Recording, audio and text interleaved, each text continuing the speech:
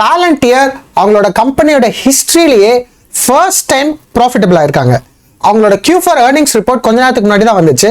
அந்த ரிப்போர்ட் ஃபுல்லாக நான் வாசிச்சிட்டேன், அனலைஸ் பண்ணிட்டேன். என்னோட டேக் அவே தான் இந்த வீடியோவில் கொடுக்க போகிறேன். வாங்க வீடியோக்குள்ளே போகலாம். வணக்கம் மக்களே. ஸோ இந்த வீடியோவில் Palantirோட Q4 ரிப்போர்ட் தான் பார்க்க போகிறோம். அதில் என்னன்னு கேட்டிங்கன்னா, அதோட ஹைலைட் என்னன்னு பார்த்தீங்கன்னா, we achieved GAAP net income profitability for the first time in our company's history. ஓகேவா, அவங்க கேப் ஏர்னிங்ஸ் பர் ஷேர் வந்து இபிஎஸ் வந்து 0.01, அதாவது 1 சென்ட் பெர் ஷேருக்கு அவங்க வந்து ப்ராஃபிட்டபிள் ஆயிருக்காங்க. ரொம்ப பெரிய விஷயமா அப்படின்னு கேட்டிங்கன்னா, அஃப்கோர்ஸ், ஏன்னா அவங்க கம்பெனியோட சிஇஓ அலெக்ஸ் காப் இருக்காங்க இல்லையா, அவங்க வந்து ஒரு 2-3 குவார்ட்டருக்கு முன்னாடிலாம் கம்பெனி ப்ராஃபிட்டபிள் ஆகிறது 2025 வரைக்கும் ஆயிரும் அப்படின்ற மாதிரி சொல்லியிருந்தாங்க.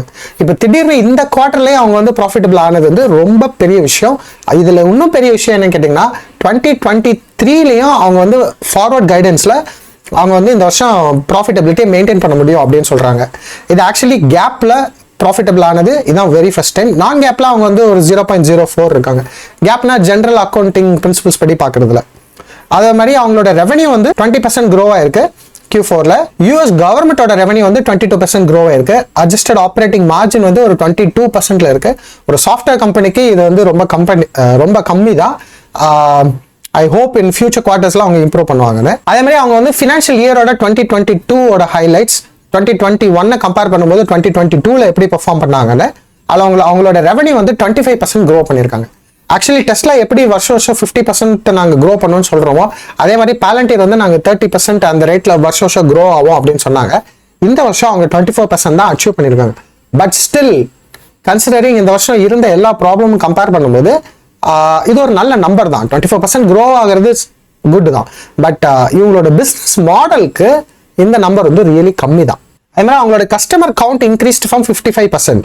ஓகேவா, Palantir நமக்கு தெரியும். Palantir வந்து ஒரு டேட்டா அனாலிட்டிக்ஸ் கம்பெனி. அவங்க வந்து கவர்மெண்ட்ல இருக்கிற அவங்க கவர்மெண்ட்ல இருக்கிற பெரிய டேட்டாவை எடுத்து அனலைஸ் பண்ணி ஒவ்வொரு செக்டாருக்கா சப்போர்ட் பண்றாங்க. அதுல Palantir வந்து ஆர்மிக்கு இருக்கு இல்லையா, மிலிட்ரிக்கு சப்போர்ட் பண்றது வந்து Palantir வந்து லாஸ்ட் 20 இயர்ஸா அவங்க பண்ணிட்டு இருக்காங்க. அது வந்து ஆக்சுவலி இது வரைக்கும் மற்ற பிரைவேட் கம்பெனிஸ் தொடாத ஒரு ஸ்பேஸ். Palantir வந்து ஒரு பயங்கரமான ஏஐல நீங்க ஃபியூச்சர்ல இன்வெஸ்ட் பண்ணணும்னு நினைச்சிருந்தீங்கன்னா நீங்க Palantir வந்து ஒரு நல்ல ஆப்ஷனா இருக்கும். அதனாலதான் எனக்கு Palantir வந்து ஒரு ஏஐ ஃபீல்ட்ல இருக்கிறனால எனக்கு அது ரொம்ப பிடிக்கும். இப்பதான் அவங்க வெரி ஃபர்ஸ்ட் டைம் கொஞ்சம் அவங்க 2-3 குவார்ட்டருக்கு அப்புறம் ஒரு நல்ல ரிப்போர்ட்டை கொடுத்துருக்காங்க. ஸோ இந்த சேனல்ல வந்து நான் சொல்ற மாதிரி நான் வந்து யூஎஸ்ல இருக்கிற நல்ல ஹை க்ரோத் பொட்டன்ஷியல் இருக்கிற கம்பெனிஸ் தான் நம்ம சேனல்ல கவர் பண்றோம். சேஃபா இன்வெஸ்ட் பண்ணணும்னா இண்டெக்ஸ் இருக்கு. நீங்க எந்த ஃபினான்ஸ் சேனல் யாருமே பார்க்க வேணாம். ஆனால் லெட்ஸே நம்ம மல்டிப்ளை பண்ணணும், பணத்தை 1 or 2 times மல்டிப்ளை பண்ணணும், இல்லைன்னா நம்மளாவே இண்டிவிஜுவலாக ஸ்டாக்ஸை பிக் பண்ணி நம்ம போர்ட்ஃபோலியோ கன்ஸ்ட்ரக்ட் பண்ணணும், அந்த மாதிரி ஏதாவது ஆசைப்பட்டோம்னா தான் இண்டிவிஜுவலாக நம்ம ஒவ்வொரு கம்பெனியுமே வந்து டீப் டைவ் பண்ண வேண்டியிருக்கு. அந்த வகையில் நான் டெஸ்லாக்கு அப்புறம் Palantirம் இந்த சேனலில் கவர் பண்ணுவேன். ஏன்னா டெஸ்லாக்கு அப்புறமா இன்னொரு நல்ல ஆப்பர்ச்சுனிட்டி Palantirல இருக்கு அப்படின்னு நான் நம்புறேன். எஸ்பெஷலி இந்த ஷேர் பிரைஸ் ரேஞ்சில் இட்ஸ் குட். பேசிக்கலி அவங்களோட ப்ராடக்ட்ஸை சிம்பிளா எக்ஸ்பிளைன் பண்ணணும்னா, லெட்ஸே நீங்க ஒரு பிசினஸ் ரன் பண்றீங்க, உங்ககிட்ட நிறைய டேட்டாஸ் இருக்கு, அந்த டேட்டாவோட இன்சைட் வேணும்னா நீங்க என்ன பண்ணலாம், நிறைய டேட்டா சயின்டிஸ்ட்லாம் நீங்க வந்து ரெக்ரூட் பண்ணலாம், நிறைய இன்ஃப்ராஸ்ட்ரக்சரை உருவாக்கி உங்க டேட்டாஸ்லாம் அனலைஸ் பண்ணி எல்லாமே நீங்க பண்ணலாம் இல்லையா. அவ்வளோக்கும் நிறைய காஸ்ட் ஸ்பெண்ட் பண்ணுவீங்க. அதுக்கு பதிலாக Palantir வந்து அந்த இன்ஃப்ராஸ்ட்ரக்சரை உங்களுக்கு முன்னாடியே கொடுக்குறாங்க. அதனாலதான் இது வந்து இப்ப நமக்கு எப்படி மைக்ரோசாஃப்ட் அவங்களோட டூல்ஸ் எல்லாம் எல்லா கம்பெனிஸ்லயும் யூஸ் பண்றாங்க இல்லையா, ஷீட்டு, டீம்ஸ், இந்த மாதிரி. ஸோ அந்த மாதிரி Palantirோட ப்ராடக்ட்ஸும் ஃபியூச்சர்ல எல்லா கம்பெனிஸும் யூஸ் பண்ணுவாங்க அப்படின்றதுதான் இந்த கம்பெனியோட செல்லிங் பாயிண்ட். ஏன்னா ஃபியூச்சர்ல எல்லாருக்குமே ஏஐயோட ஹெல்ப் தேவைப்படும். அப்படி இருக்கும்போது இவங்க அந்த எப்படி ஒரு மைக்ரோசாஃப்ட் ஒரு எக்கோசிஸ்டம் கிரியேட் பண்ணிருக்காங்க, அதே மாதிரி Palantir வந்து அவங்க ஒரு எக்கோசிஸ்டம், ஒரு இன்ஃப்ராஸ்ட்ரக்சரை கிரியேட் பண்ணிட்டு இருக்காங்க. ஸோ தட் கம்பெனிஸ் வந்து அவங்களோட டேட்டாஸ் மூலமா இன்சைட்ஸ் எடுத்துட்டு அந்த இன்சைட்ஸை யூஸ் பண்ணி அவங்க கம்பெனிஸ் வந்து அவங்களுடைய பிசினஸை க்ரோ பண்ணலாம். ஸோ இதான் சிம்பிளா Palantirோட ப்ராடக்ட்ஸ். பட் டீட்டெயிலாக அவங்களோட ஒவ்வொரு ப்ராடக்ட்ல என்ன பண்றாங்க அப்படின்றத ஃபியூச்சர் வீடியோஸ்ல பார்க்கலாம். இந்த வீடியோல நம்ம பர்டிகுலரா அவங்களோட ஃபினான்ஷியல்ஸ் தான் அனலைஸ் பண்றோம். இப்போ நல்லா இன்வெஸ்ட் பண்றதுக்கு இது ரைட்டான டைமா அப்படின்றதான் பார்க்குறோம். ஸோ அந்த ஃபினான்ஷியல்ஸை நம்ம ஃபோக்கஸ் பண்ணலாம். இப்போ இதுல பாத்தீங்கன்னா லாஸ்ட் 3 குவார்ட்டர்ஸ் அவங்க வந்து இந்த மாதிரி 8 cents, 5 cents, 9 cents இந்த மாதிரி எல்லாமே லாஸ்ல தான் இருந்தாங்க. இதான் வெரி ஃபர்ஸ்ட் டைம் அவங்க வந்து ப்ராஃபிட்டபிளா இருக்காங்க. இந்த கம்பெனி வந்து ஐபிஓ ஆகிறதுக்கு முன்னாடி 17 years அவங்க வந்து பிரைவேட்டா தான் இருந்தாங்க. அந்த டைம் ஃபுல்லாவே அவங்க எடுத்த ப்ராஜெக்ட்ஸ் எல்லாமே யூஎஸ் கவர்மெண்ட்டுக்கு அவங்க வந்து ஹெவியா சப்போர்ட் பண்ணிருந்தாங்க. அந்த டேட்டாஸ்லாம் அனலைஸ் பண்ணி எல்லாமே பாலண்டியரோட மெயின் கஸ்டமரே வந்து யூஎஸ் கவர்மெண்ட்டாக தான் இருந்துச்சு. ஸோ அந்த வகையில் பார்க்கும்போது ரீசெண்டாக அவங்க ஐபிஓக்கு அப்புறமா அவங்க வந்து கமர்ஷியல் சைடில் அந்த கவர்மெண்ட்டை மட்டுமே ஃபோக்கஸ் பண்ணாமல் கமர்ஷியல் சைடுக்கு வந்தாங்க. ஸோ அதனால தான் இந்த ஸ்டாக் வந்து பயங்கரமாக ஒரு $9 $45 வரைக்கும் அந்த ஃபியூச்சரில் பயங்கரமாக பண்ண போகிறாங்க, பயங்கரமாக க்ரோ ஆக போகிறாங்கன்ற எக்ஸ்பெக்டேஷனில் ரொம்ப ஷூட் அப் ஆச்சு. பட் கம்பெனியுமே கமர்ஷியல்ஸில் எக்ஸ்பெக்ட் பண்ண அளவுக்கு ரொம்ப சூப்பராக பண்ணலை. அஃப்கோர்ஸ் அவங்களோட ட்ரெஜெக்டரி எல்லாம் நல்லா தான் போயிட்டு இருக்கு. பட் மக்கள் வந்து குயிக்காக மணி பண்ணிடலாம் அப்படின்னு நினச்சி தான் எல்லாருமே உள்ளே வந்தாங்க. அப்படி இல்லைன்னு தெரிஞ்ச உடனே இது ஒரு லாங் டேர்ம் இன்வெஸ்ட் பண்ணக்கூடிய கம்பெனி, இது ஒரு ஷார்ட் டேர்ம்ல டக்குன்னு பணம் பண்ண முடியாது அப்படின்னு தெரிஞ்ச உடனே மக்கள் செல் ஆஃப் பண்ணாங்க. அவங்க குவார்டர் ரிசல்ட்ஸ்லாம் லாஸ்ட் 3 quarters ரொம்ப பேடாக இருந்துச்சு. ஸோ இந்த குவார்ட்டரில் இப்போ அவங்க பார்த்தீங்கன்னா இந்த இயர்லேயே அவங்க வந்து எடுத்தோம்னா மொத்தமாகவே ஃபினான்ஷியல் இயரில் 2021 2022 மொத்தமாக 32% க்ரோ பண்ணியிருக்காங்க யூஎஸோட ரெவன்யூ க்ரோத் மட்டும். அப்புறம் பார்த்தீங்கன்னா யூஎஸோட கவர்மெண்ட் ரெவன்யூ க்ரோத் வந்து 22% கூடியிருக்கு. கமர்ஷியல் 67 ஆல்மோஸ்ட் 70% க்ரோ ஆயிருக்கு. ஸோ நம்பர் வந்து அஃப்கோர்ஸ் பியூட்டிஃபுல்லாக இருக்கு. 70% கமர்ஷியலில் க்ரோ ஆகுறதுன்றது ஒரு பெரிய விஷயம் தான். அவங்களோட மார்க்கெட்டிங் டீமுக்கும் சேல்ஸ் அண்ட் மார்க்கெட்டிங் டீமுக்கும் மிகப்பெரிய கங்க்ராட்ஸ். அவங்க நல்லா பெர்ஃபார்ம் பண்ணியிருக்காங்க.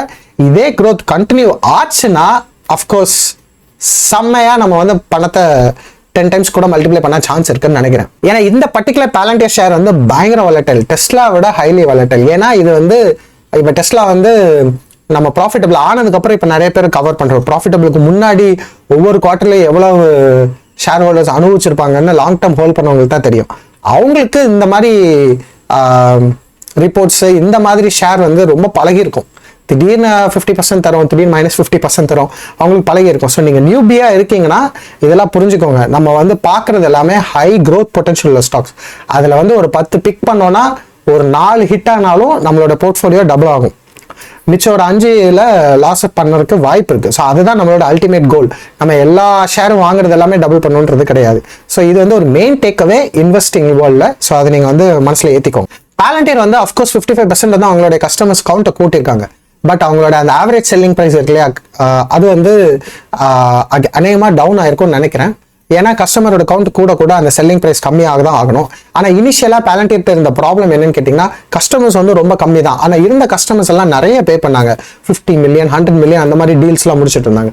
இப்போ கமர்ஷியல் சைடு வந்தனால அவங்க வந்து இப்போ டீல்ஸ்லாம் சின்ன சின்ன அமௌண்ட்ஸில் முடிச்சிருக்க வாய்ப்பு இருக்குது.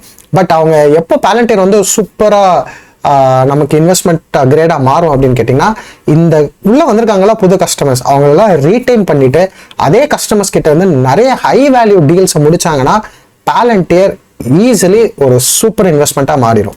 அட்ஜஸ்டட் க்ரோஸ் மார்ஜின் இது வந்து நம்ம டெஸ்லாலெல்லாம் பார்த்துருப்பீங்க இல்லையா, 26% ஆயிடுச்சு, 30% ஆயிடுச்சு அந்த மாதிரி. இது வந்து சாஃப்ட்வேர் பிஸ்னஸ். ஸோ சாஃப்ட்வேர் பிஸ்னஸில் இந்த 80%ன்றது க்ரோஸ் மார்ஜினுக்கு ரொம்ப பழக்கப்பட்ட விஷயம் தான். என்னடா 30%க்கே டெஸ்லா அவ்வளோ எக்ஸைட் ஆனோம், 80% 82% க்ரோஸ் மார்ஜினா அப்படின்னு கேட்டிங்கன்னா அஃப்கோர்ஸ் எக்ஸைட் ஆகக்கூடிய விஷயம் தான். பட் சாஃப்ட்வேர் ஃபீல்டில் 82%ன்றது ஓகே தான். ஏன்னா இது சாஃப்ட்வேர் பிஸ்னஸ். ஒன்ஸ் அந்த ப்ராடக்ட்டை டெவலப் பண்ணிட்டோம்னா அந்த ப்ராடக்ட் வந்து நான் நிறைய பேருக்கு நம்ம கொடுத்துட்டே இருக்கலாம். அந்த ப்ராடக்ட்டை திருப்பி செய்யறதுக்கான காஸ்ட் வந்து கம்மி, அதை மெயின்டைன் பண்ணுறதுக்கான காஸ்ட் தான் இருக்கும். ஆனால் இப்போ கார் நீங்கள் செய்யணும்னா காரை ஒவ்வொரு வாட்டியும் நீங்கள் மெட்டீரியல் பேட்டரி எல்லாம் வாங்கி அதை செஞ்சு தான் ஆகணும். ஸோ அதில் வந்து க்ரோஸ் ப்ராஃபிட் மார்ஜின் வந்து எப்படி ஒரு 30% ஆட்டோமேட்டிவ்ல இருக்கிறதே பெரிய விஷயம். நிறைய கம்பெனிஸ் 14% தான் இருக்குது. ஆக்சுவலி பாலண்டியரில் ஒரு $7 $8 நம்ம ஷேர்ஸை வாங்கிட்டு ஹோல்ட் பண்ணலாம். ஏன் அப்படின்னு கேட்டிங்கன்னா இந்த கம்பெனியும் டெப்ட் ஃப்ரீ கம்பெனி. நம்ம எப்படி டெஸ்லால இன்ட்ரெஸ்டடாக இருக்கோமோ அதே மாதிரி பாலண்டியர்லேயும் வந்து நம்ம இன்ட்ரெஸ்டடாக இருக்கலாம். ஏன்னு கேட்டிங்கன்னா இது வந்து நீங்க பார்த்த மாதிரி 2.6 பில்லியன் வந்து கேஷ்ல வச்சிருக்காங்க அண்ட் நோ டெப்ட். ஓகேவா, அது வந்து இந்த மாதிரி ரிசெஷன் டைமுக்கு இந்த மாதிரி கம்பெனி வந்து சர்வே ஆகிறதுக்கான ப்ராபபிலிட்டி ரொம்ப அதிகம். அதனாலதான் நோ டெப்ட் கம்பெனிஸ் தான் நம்மளோட வெரி ஃபர்ஸ்ட் ப்ரையாரிட்டி. ஸோ அந்த வகையில பாலண்டியர் வந்து நோ டெப்ட்ன்றது பயங்கர அட்ராக்டிவா இருக்கு. 2023க்கு அவங்களோட கைடன்ஸ் கொடுத்துருக்காங்க. அதுல வந்து அவங்களோட ரெவன்யூ வந்து 2 பில்லியன் பண்ண போறோம், 2.2 பில்லியன் பண்ண போறோம்ன்றாங்க. இது எல்லாமே குட். பட் என்ன மக்கள் எதிர்பார்க்காம இந்த ரிப்போர்ட்ல என்ன வந்துச்சுன்னா கேப் நெட் இன்கம். அவங்க இந்த வருஷம் ப்ராஃபிட்டபிலிட்டி மெயின்டைன் பண்றாங்க அப்படின்னா பாலண்டியர் வந்து மறுபடியும் $5 $6 போறதுக்கான ப்ராபபிலிட்டி கம்மி ஆயிடுச்சு. ப்ரொவைடட் இன்னொரு 5 ஹவர்ஸ்ல நம்மளோட இன்ஃப்ளேஷன் டேட்டாலாம் வருது. மேக்ரோ எக்கனாமிக்ல வச்சு செஞ்சாங்கன்னா அஃப்கோர்ஸ் மறுபடி பாலண்டியர் வந்து அடிச்சு துவச்சி $5 $6க்கு போயிடும். அந்த மாதிரி $5 $6 போகும்போது நமக்கு எப்படி டெஸ்லா $100 பயங்கர ஜூசியா இருந்துச்சோ அதே மாதிரி இந்த ஸ்டாக் வந்து $6 $5 பயங்கர ஜூசியா இருக்கும் அப்படின்றது என்னோட நம்பிக்கை. ஏன்னா அவங்க இந்த வருஷம் ஃபுல்லாக கேப் நெட் இன்கமாக வந்து அவங்க கைடன்ஸ் பண்ணுறாங்க. 1 சென்ட் தான். ஸோ ஏதாவது ஒன்று தப்பு நடந்தனாலும் டக்குன்னு நெகட்டிவ் வரும். ஸோ அடுத்த குவார்ட்டரில் ரிப்போர்ட் வரும்போது மறுபடி செல் ஆஃப் நடக்கும். ஸோ Palantir மாதிரி ஸ்டாக்ல உடனே உள்ளத்துக்கு எல்லா பணத்தையும் போடணுமா அப்படின்னு கேட்டிங்கன்னா கண்டிப்பாக கிடையாது. இது குட் நியூஸ் தான். இப்போ இந்த ப்ரீ மார்க்கெட்டில் வந்து 20% இன்னைக்கு ஒரே நாளில் ஏறிட்டு போட்டோம், கவலையே இல்லை ஜி. ஏன்னா Palantir மாதிரி ஸ்டாக்கில் நான் 2 வருஷமாக ஃபாலோ பண்ணிருக்கேன்.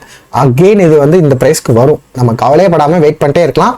வேணா நமக்கு பிடிச்ச ப்ரைஸ் வச்சு $6 $7னா $7 விழுந்தா வாங்கிக்கிறேன் அப்படின்னு சொல்லி நம்ம புட்டு சோல்வ் பண்ணி வச்சுக்கலாம். நல்ல ஜூஸியாக ப்ரீமியம் கிடச்சதுன்னா நீங்கள் சோல்வ் பண்ணலாம். பட் உடனே போய் ஃபுல் அமௌண்ட்டை போடணுமான்னு கேட்டால் கண்டிப்பாக கிடையாது. இவங்க வந்து இதே மாதிரி ப்ராஃபிட்டபிலிட்டி இங்கே இருக்குன்னு சொல்கிறாங்க இல்லையா, இது வந்து நமக்கு மார்க்கெட்டில் கிராஷ் ஆகும்போது நமக்கு நம்பிக்கை தருது இந்த கம்பெனியை வாங்கலாம். ஸோ அடுத்த குவார்ட்டர்லேயே அவங்க லாஸை காமிச்சாங்கன்னா கீழே விழும் அப்படின்றத நான் சொல்ல வந்தேன். ஒருவேளை காமிக்கலைனாலும் பரவாயில்ல, நமக்கு மேக்ரோ சரியில்லாதனால நிறைய பையிங் ஆப்பர்ச்சுனிட்டி வரும், ஒரேடியாக உள்ள போய் வாங்க வேண்டாம். பட் பொசிஷன் இல்லை அப்படின்னா நீங்கள் வழக்கமாக பெஸ்ட் ஸ்ட்ராட்டஜி DCA பண்ணுறதுக்கு Palantir இப்போ இருக்கிற ப்ரைஸில் சூப்பரான ஸ்டாக் அப்படின்னு நான் நம்புகிறேன். நான் DCA பண்ணுறேன். ஓகே, லெட்ஸ் சே நான் DCA பண்ண ஆரம்பிச்சதெல்லாம் ஒரு $12 $15 கிட்ட இருந்தே ஆரம்பிச்சாச்சு. பட் நீங்கள் வந்து $8 $9 இன்னைக்கு பார்க்குறீங்க. இது குவார்ட்டர்லி ரிசல்ட் பேடாக இருக்கிற டைமில் எல்லாம் வாங்கியிருப்பாங்க தெரியுமா, அவங்களுக்கு இன்னைக்கு இந்த 20% 30% வந்து அவங்களுக்கு இதான் லாங் டேர்ம் ஹோல்ட் பண்ணுறவங்களுக்கு அது ஒரு கிஃப்ட் மாதிரி கிடைக்கும். நல்ல பேடாக இருக்கும், ரத்தம் இருந்துச்சு குவார்ட்டர்லி, போன குவார்ட்டர்லலாம் சரியான பேட் ரிசல்ட்ஸ். பட் கம்பெனியாக நம்பியிருப்பாங்க இல்லையா, அவங்களுக்கு வெயிட் பண்ணவங்களுக்கு இன்னைக்கு ஒரே நாளில் 30% ஏறி இருக்கும். பட் நான் என்ன பார்க்குறேன்னா எனக்கு 30% தான் வேணாம், எனக்கு 300% வேணும். ஸோ எனக்கு நான் ஸ்டில் அப்பவும் வாங்குவேன், இப்பவும் வாங்குவேன். ஓகேவா? ஸோ அதனால நான் வந்து ஒரு 2025 வரைக்கும் கண்டிப்பாக இதை DCA பண்ண தான் போகிறேன். ஐ பிலீவ் 2025க்கு மேலே இந்த கம்பெனி வந்து அட்லீஸ்ட் ஒரு $20 கிட்டையாவது போயிடும் அப்படின்றதான் என்னோட நம்பிக்கை. ஸோ பொறுத்திருந்தா பார்க்கணும் என்ன நடக்குது. ஸோ $12 காலை செல் பண்ணுறவங்களுக்கும் $6 கீழே புட்டு செல் பண்ணுறவங்களுக்கும் இந்த ரேஞ்ச் வந்து சூப்பராக 6 மாதமாக சம்பாதிச்சிருப்பாங்க ஆப்ஷன்ஸில். பட் இந்த மாதிரி இதில் கொஞ்சம் ரிஸ்கி தான், ஏன்னா டக்குன்னு மேலே ஷூட்டப் ஆகிறதுக்கான வாய்ப்பு இருக்கும். அந்த வகையில் பார்க்கும்போது இப்போ இது $7 தான். நான் சொன்ன மாதிரி நீங்கள் பார்த்தீங்கன்னா இது வந்து எங்கே இருந்துச்சு, $45 வரைக்கும் இருந்துச்சு. மேலே நீங்கள் பார்த்தீங்கன்னா தெரியும், இதெல்லாம் $45. அதுக்கப்புறம் ஓகே கிராஷ் ஆச்சு, அரௌண்ட் 17 20 இந்த ரேஞ்சிலே சுற்றிட்டு இருந்துச்சு. அப்புறம் 2022 மார்க்கெட் கிராஷ் ஆகும்போது இந்த மாதிரி ஒரேடியாக கீழே விழுந்துருச்சு. ஸோ இந்த ஜோன் இருக்கு இல்லையா, இந்த ஜோன் பர்டிகுலராக இந்த ஜோன் வந்து நல்ல அக்குமுலேட்டிங் ஜோன் தான் நினைக்கிறேன். ஸோ மறுபடியும் ரைஸ் அப் ஆகி இந்த பழைய லெவலுக்கு வந்தாலே போதும், நம்ம ஆல்மோஸ்ட் நம்ம மணியே 3 times பண்ணிடுவோம். அதுதான் நம்மளுடைய கோல். ஸோ ஐ திங்க் உங்களுக்கு இன்னொரு சூப்பர் ஆப்பர்ச்சுனிட்டியை ப்ரெசென்ட் பண்ணியிருக்கேன்னு நினைக்கிறேன். போய் விழுந்தடிச்சு வாங்காதீங்க, அஃப்கோர்ஸ் DCA பண்ணுங்க. விழுந்தடிச்சு வாங்கக்கூடிய சுச்சுவேஷன் வந்தால் நான் கண்டிப்பாக சொல்கிறேன். நம்ம US மார்க்கெட்டில் இருக்கிற இந்த மாதிரி ஹை க்ரோத் கம்பெனிஸ் தான் கவர் பண்ணிட்டு இருக்கோம். ஹாட் நியூஸை உடனே தெரிஞ்சுக்கணும் அப்படின்னு நினைச்சீங்கன்னா எங்களோட வாட்ஸ்அப் குரூப்ல ஜாயின் பண்ணுங்க. எடுக்கிற ட்ரேட்ஸை உடனே நான் அதில் வந்து போடுவேன். அட் த சேம் டைம் நான் அதுக்குன்னு போட்டு அதில் டெய்லி மெசேஜ் அனுப்பிச்சு உங்களை தொல்லை பண்ண மாட்டேன். ஆக்சுவலாக நான் ட்ரேட் எடுத்தேன்னா அந்த ட்ரேடை வந்து அழகா நான் உடனே அந்த குரூப்ல போடுவேன். நீங்கள் அதில் வந்து அதை பார்த்து கற்றுக்கலாம். அதை பார்த்து நீங்கள் செய்யுங்கன்றது என்னுடைய ரெக்கமெண்டேஷன் எப்பவுமே கிடையாது. நாங்கள் ஃபினான்ஷியல் அட்வைசர் கிடையாது. என்னோட இன்வெஸ்ட்மெண்ட் ஜேர்னியை நீங்கள் பார்க்குற மூலமா நீங்களும் நிறைய கற்றுப்பீங்கன்னு நம்புறேன். I hope I'm providing a great value to you. ஏதாவது ஃபீட்பேக் இருந்தால் தயவுசெய்து கமெண்ட் பண்ணுங்க. புதுசாக ஏதாவது கவர் பண்ணணும்னு நினைச்சீங்கனாலும் தயவுசெய்து கமெண்ட்ஸ்ல போடுங்க. வீடியோக்கு லைக் பண்ணுங்க, அப்போதான் யூடியூப் நிறைய பேருக்கு புஷ் பண்ணும். Kindly support. See you in the next video. Ciao.